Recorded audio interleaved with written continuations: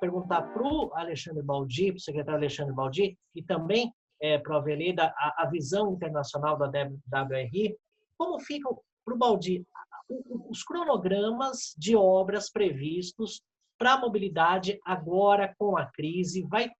Vão ter atrasos significativos nessas obras? Os recursos estão empenhados já e não se corre risco de tanto atraso? A gente vê aí algumas obras que nem foram apresentadas, alguns projetos que nem foram apresentados integralmente, como o BRT do ABC, que ainda precisam de esclarecimentos, outros nem começaram. E para o Aveleda, dentro ainda desse escopo, a experiência internacional, como as obras de transportes foram influenciadas e se os outros governos, né, internacionais, eles estão já também fazendo planos para reprogramar essas intervenções.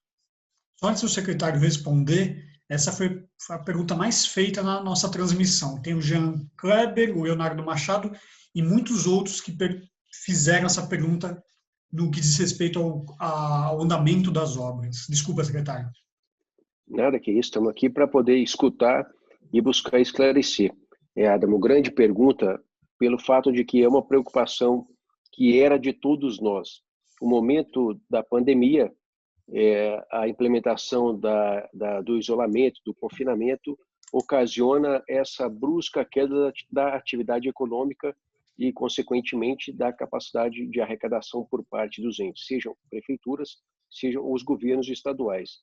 Portanto, à medida que há poucos dias se falava-se tanto que a compensação por parte do governo federal, que dentro desse procedimento das nossas normas legais, é o único com capacidade para emitir dívida. Quer dizer, se o prefeito, 5.570 prefeituras no Brasil, se os governadores das 26 estados, mais o Distrito Federal, não tem capacidade de tomar R$1 de dívida sem a autorização do governo federal, certo? Ele não pode emitir dívida, ele não pode aumentar o seu endividamento, e São Paulo tem a expressiva maioria do seu endividamento construída até 1996, 1997. Então, quer dizer, tem a sua capacidade já praticamente tomada. Ano a ano, paga em torno de 22, 24 bilhões de reais em serviço da dívida e dívida do Estado, e, obviamente, tem a capacidade de tomar, de acordo com cada ano, esse ano, a título de exemplo, em 6,8 bilhões.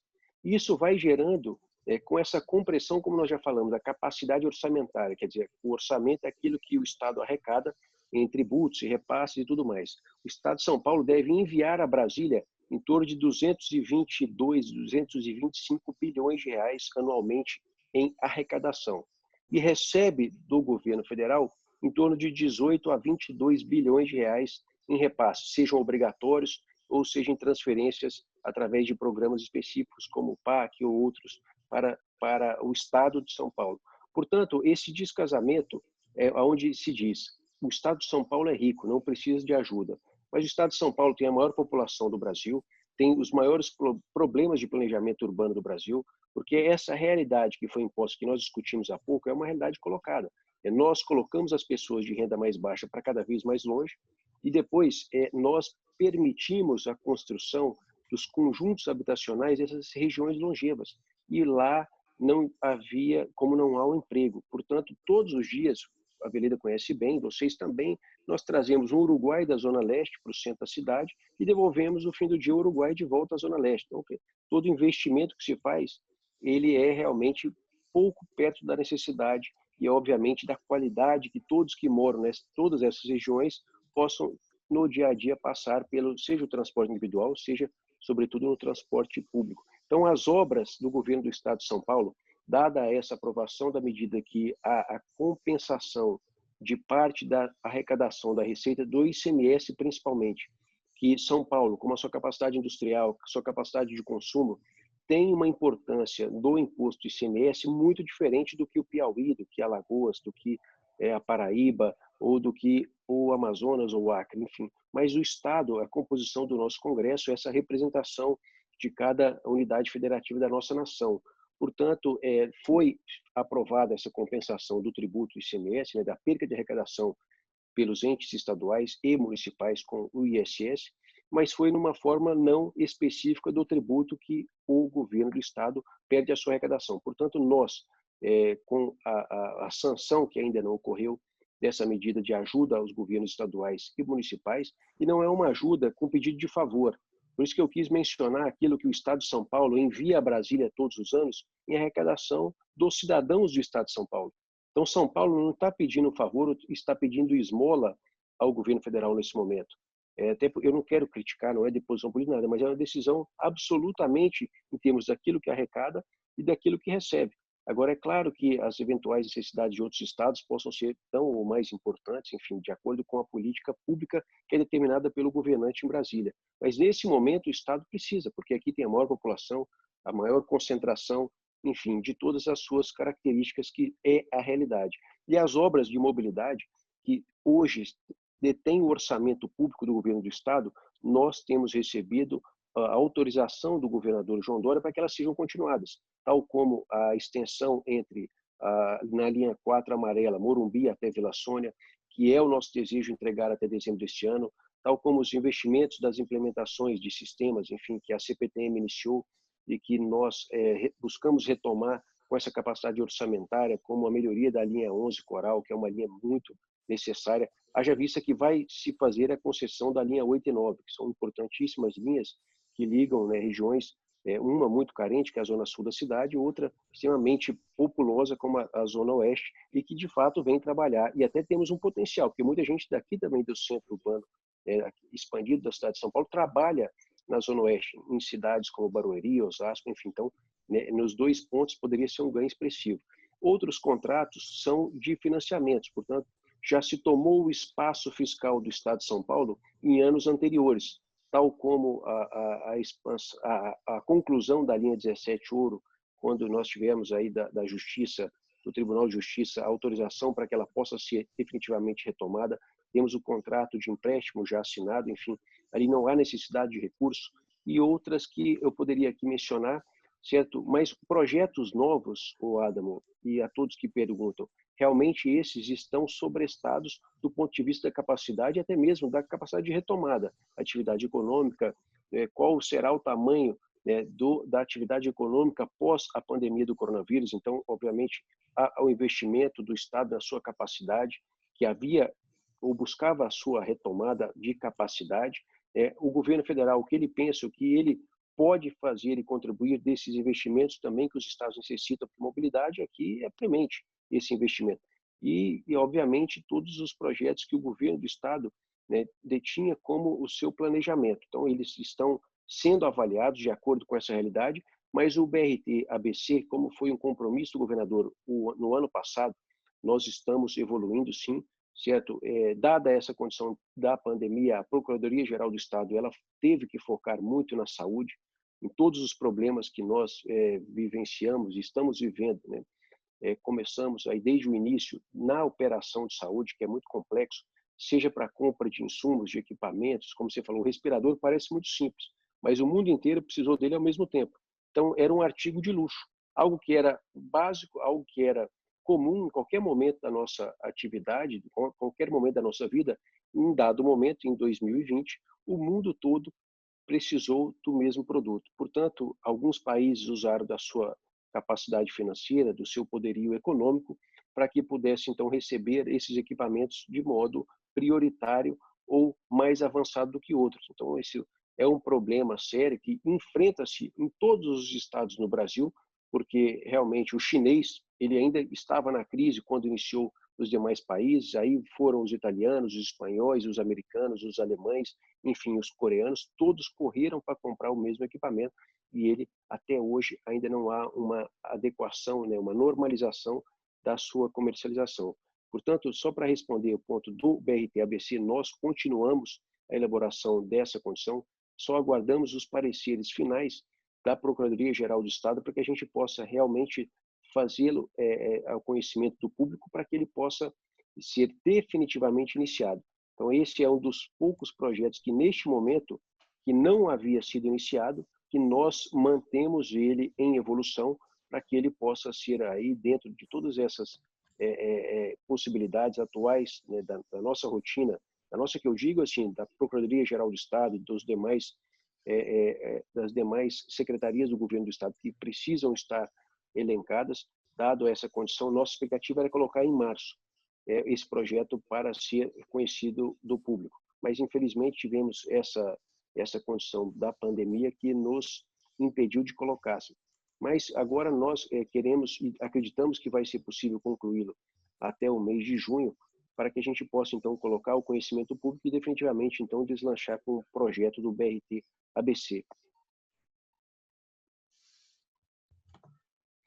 Adamo, do ponto de vista internacional, eu já mencionei o exemplo do governo americano, que já se comprometeu a transferir uma quantidade de recursos muito grande para a manutenção das operações. Não vai ser um período fácil do ponto de vista econômico, e eu acho que a gente não pode vender a ilusão de que nós vamos ter grandes investimentos. Mas eu penso que a gente precisa sensibilizar os governos, quando eles tiverem recursos para investimento, onde alocar. Entre, por exemplo, seguir com programas de subsídios à indústria automobilística ou investir em mobilidade, nós temos vários dados, inclusive tem um blog publicado por mim e por um outro colega meu da WRI, mostrando que cada dólar alocado nos sistemas de mobilidade geram muito mais empregos do que na construção de rodovias, por exemplo. Então, nós precisamos ter aí o que em inglês a gente chama de value for money, quer dizer, maximizar ao máximo é ótimo, né? Maximizar o resultado do dinheiro investido. Como o dinheiro vai ser curto, nós precisamos buscar o máximo de resultado para esse dinheiro. E se tem um lugar que oferece emprego, melhoria da qualidade de vida, redesenho urbano para cidades mais eficientes, incentivo à produtividade, diminuição de doenças, diminuição de mortes, esse lugar chama-se mobilidade urbana.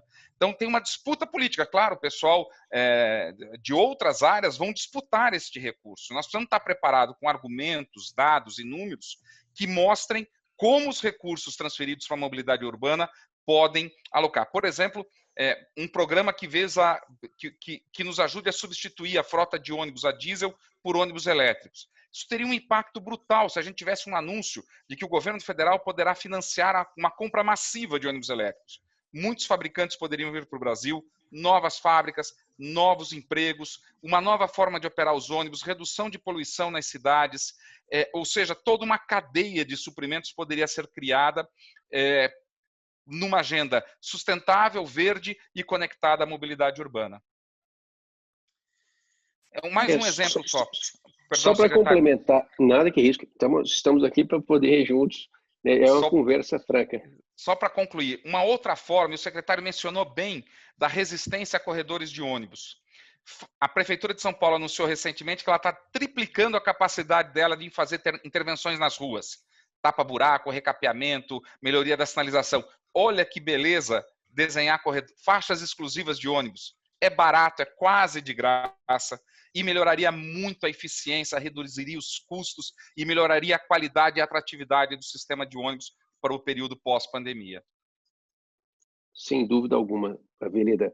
Esse aspecto da capacidade de investimento e principalmente da retomada econômica é algo que muito nos causa expectativa. Porque, voltando à posição de que o governo federal, não só no Brasil, mas em todo o mundo, nós observamos nos Estados Unidos a forma com qual o governo federal coloca a sua força em compra de empresas que passam por dificuldade, com capital diretamente sendo alocado, os investimentos que são colocados em determinados setores, porque nós, infelizmente, dada essa realidade que nós estamos passando, precisaremos voltar a medidas anticíclicas do passado. Porque grandes obras de infraestrutura, são obras que geram desenvolvimento, que geram progresso e, fundamentalmente, geram muito emprego. Agora, são investimentos muito grandes. Então, quer dizer, agora, o problema maior é ter projetos que estejam mais maduros, projetos que estejam mais avançados, para que sejam boas obras necessárias e adequadas. Portanto, é realmente uma grande expectativa, né, quando nós enxergamos, assistimos aquele plano do governo de recuperação e retomada, que, enfim, eu não vou aqui nem trazer o nome, mas, infelizmente, são fórmulas que não só o Brasil estará precisando, como outros países estão implementando. Porque, dada a necessidade premente de recuperação econômica, de recuperação de atividades, e, sem dúvida alguma, o setor público no Brasil sempre foi a grande máquina, né, de condução, a grande força motriz das atividades econômicas, né? Isso é no setor de habitação, isso são nas grandes obras de infraestrutura, isso são em vários setores, né? Porque é realmente boa parte da capacidade de investimento. Então, ou construir em paralelo também cada vez mais conduções de normas legais, né, de regulação jurídica que dê a segurança para que o investidor também privado, principalmente o internacional, principalmente os fundos soberanos, principalmente os investidores institucionais, para que venham para o Brasil também investir, sobretudo em obras de engenharia, né, de grande capacidade de infraestrutura, como obras metroviárias, obras ferroviárias para o transporte de carga e, enfim, todas as obras que nós precisamos muito na cidade de São Paulo, no estado de São Paulo, no Brasil como um todo, porque seriam grandes alavancas de geração de desenvolvimento para que a gente recupere a atividade econômica e, claro, a geração de